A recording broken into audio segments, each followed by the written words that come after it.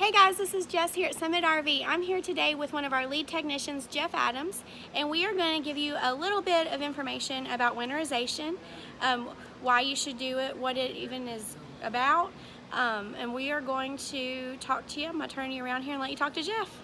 Jeff, so tell us what you got. All right, winterization, what it is and why we do it. Winterization is a means that we can protect our freshwater systems in our campers.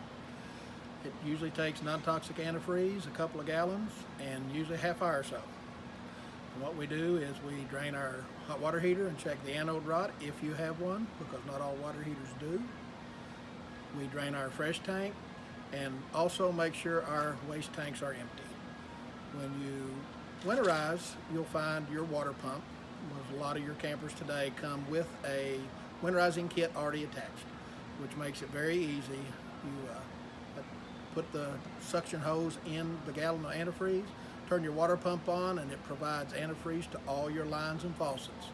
You go to every faucet and make sure the antifreeze has reached the faucet and there's no water in your system. Don't forget your outside spray ports, showers, and low point drains. Alright guys, that was great. Thanks Jeff for giving us a quick little tutorial on that. And feel free to stop by and let us do it for you. Yeah, if you don't want to mess with all that, I know that sometimes it can get confusing, especially this time of year.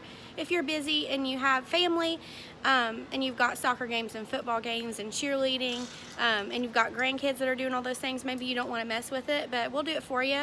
You can make an appointment and give us a call, and we'll have it ready for you in just a little bit. So just give us a call if you have any questions, and the number here is 606-928-6795. Thanks everybody. See you at the campground.